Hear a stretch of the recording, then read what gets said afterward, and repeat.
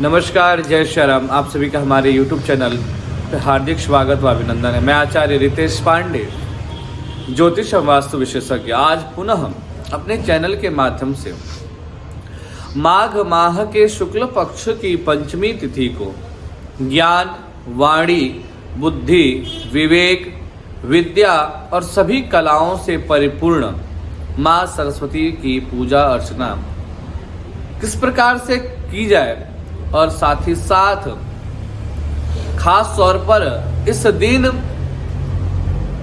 शिक्षा और कला से जुड़े हुए लोगों के लिए बहुत महत्वपूर्ण बातें बताने जा रहा हूं, जिसको आप जानकर आप भी अपने बच्चों को शिक्षा के क्षेत्र में उच्च अंक व कुशाग्र बुद्धिमान बना सकते हैं। जैसा कि आप सभी को पता है कि ज्ञान की देवी माँ सरस्वती का जो पूजन उत्सव है वह माघ माह के शुक्ल पक्ष की पंचमी तिथि यानी कि बसंत पंचमी को बहुत ही धूमधाम और हर्षोल्लास के साथ मनाया जाता है।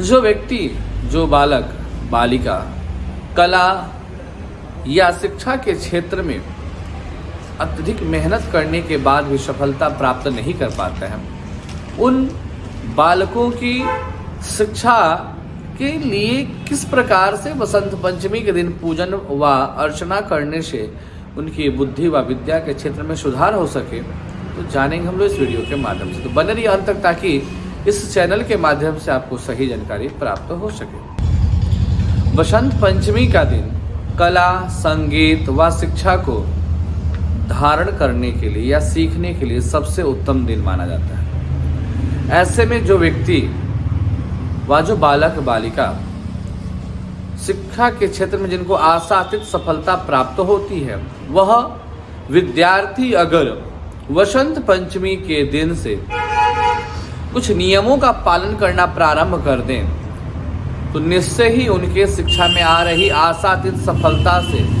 उत्तम सफलता प्राप्त हो सकता है। और जो बालक व बालिका अभी तक शिक्षा प्रारंभ नहीं की है, उनके लिए वसंत पंचमी का दिन सबसे उत्तम माना गया है। शास्त्रों में ऐसा माना जाता है कि जो बालक व बालिका विद्यार्थी वसंत पंचमी के दिन माँ सरस्वती की प्रतिमा के सामने कुछ अक्षर लिखने का प्रयास करते हैं, तो उससे उस बालक व बालिका यानी विद्यार्थी के जीवन में कभी शिक्षा के क्षेत्र में निराशा नहीं मिलता है। उनका जो है शिक्षा उत्तम होता है और वह उच्च शिक्षा की प्राप्ति कर पाते हैं। आज हम बात करेंगे बसंत पंचमी के दिन क्या कुछ ऐसा उपाय किया जाए जिसके करने से विद्यार्थी को शीघ्र ही विद्या के क्षेत्र में सफलता प्राप्त हो सके। तो सबसे पहले बात करेंगे उनके शिक्षा स्थान के बारे में। कई बार घर में इस तरह का वास्तु दोष होता है जिसके कारण विद्यार्थी को शिक्षा में उपेक्षित जो है परिणाम नहीं मिल पाता है। इसलिए आपका बच्चा कहाँ पढ़ रहा है, किस दिशा में उसका फेस है और किस दिशा में उसका मेज रखा हुआ है, इस बात का आपको विशेष रूप से ध्यान देना चाहिए। इस बात के लिए मेहनत के साथ साथ अध्ययन कक्ष का भी सही दिशा होना बहुत ही आवश्यक है। अगर हम वास्तु के हिसाब से बात करें तो पूर्व, उत्तर या उत्तर पूर्व की जो दिशा है, जिसे हम ईशान कोण कहते हैं, यह दिशा ध्यान और शांति की दिशा मानी गई है। वह सकारात्मक ऊर्जा का प्रभाव भी इसी दिशा से प्राप्त होती है। अतः ध्यान रहे कि अध्ययन कक्ष जो है इन्हीं दिशाओं में हो और पढ़ते समय चेहरा पूर्व या उत्तर दिशा की ओर हो तो यह बेहद शुभदायक माना जाता है, वह देखा जाता है।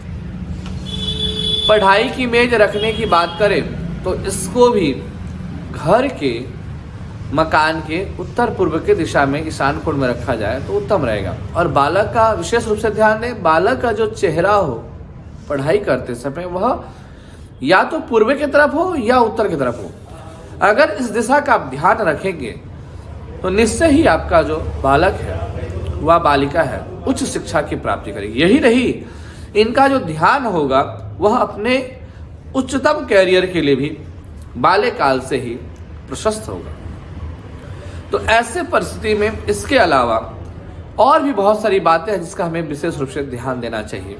पढ़ाई हेतु कमरे में पुस्तक के लिए अलमारी व छोटी हल्की रैक भी उत्तर पूर्व की दिशा में हो तो उत्तम फल देता है, क्योंकि स्थान का बहुत बड़ा महत्व हमारे शास्त्रों में बताया गया है। जिस स्थान में बालक व बालिका का पुस्तक रखा होगा तो उससे भी उनके मन और मस्तिष्क पे सकारात्मक प्रभाव पड़ता है। शुभ जगह पे होगा सकारात्मक, अशुभ जगह पे होगा तो नकारात्मक प्रभाव पड़ेगा। तो इसलिए सकारात्मक जगह कौन सा है? तो उत्तर पूर्व। इस दिशा में अगर आप बच्चे का अलमारी रखते हैं, किताबों का वह रैक बनाते हैं तो यह बेहद शुभ माना जाता है। अब बात करें बसंत पंचमी के दिन क्या करना चाहिए जिससे इनके शिक्षा में विशेष लाभ मिल सके। तो बसंत पंचमी के दिन सभी विद्यार्थियों को श्वेत या पीला वस्त्र पहनकर अपने मेज पर मां सरस्वती की प्रतिमा को स्थापित करके उनकी विधि पूर्वक पूजन करें। पूजन की विधि क्या है? तो स्वयं श्वेत वस्त्र पहने या पीला वस्त्र पहने, मस्तक पे तिलक लगाए, श्वेत या पीला हल्दी का तिलक लगाए। मां सरस्वती की भी ऐसी प्रतिमा घर में लगाएं, चाहे वो फोटो हो या प्रतिमा हो। इस पे ध्यान है कि मां सरस्वती हाथों में बीड़ा ली हो और मोर पे सवारी की हो। साथ ही साथ मां सरस्वती श्वेत वस्त्र में हो या पीत वस्त्र में हो, पीला वस्त्र में हो। और उनकी पूजा कैसी करनी है? तो सर्वप्रथम उनकी प्रतिमा को अच्छे से किसी कपड़े से या कॉटन से पोंछ देना है और उन्हें एक श्वेत या पीत पीला चुन्नी उनको ओढ़ा देना है और उसके पश्चात उन्हें हल्दी का तिलक करना है। और जब हल्दी का तिलक उनके मस्तक पे लगाएं तो बचा हुआ अवशेष फिंगर का तिलक अपने मस्तक पे लगा लें। ऐसा करने से माँ सरस्वती की पॉजिटिव एनर्जी आपको कहीं ना कहीं प्राप्त होती है। इसके साथ साथ फिर गंध अक्षत पुष्प माँ के चरणों में अर्पण करें, धूप दीप दिखाकर उन्हें नैवेद्य अर्पण करें, पीला फल पीला मिष्ठान उन्हें अर्पण करें और फिर माँ सरस्वती से ऐसा प्रार्थना करें कि हे माँ भगवती, हे बुद्धि वाहिनी, हे विद्या वाहिनी माँ, आप मुझे कुशाग्र बुद्धि की प्राप्ति कराएं। इस प्रकार से प्रार्थना करके अपनी शिक्षा को प्रारंभ करें। ऐसा करने से आपको शिक्षा के क्षेत्र में उत्तम फल की प्राप्ति होगी, उच्च शिक्षा की प्राप्ति होगी। नमस्कार, जय श्री राम। ज्योतिष, वास्तु व रत्न से संबंधित किसी भी प्रकार की जानकारी प्राप्त करना हो तो आप मुझे व्हाट्सएप, हमारे ईमेल नंबर या फिर आप इस वीडियो के माध्यम से कमेंट बॉक्स के द्वारा भी सवाल जवाब कर सकते हैं। जो आपका सवाल होगा उसको सटीक जवाब यहाँ से आपको प्राप्त हो जाएगा। नमस्कार, जय श्री राम।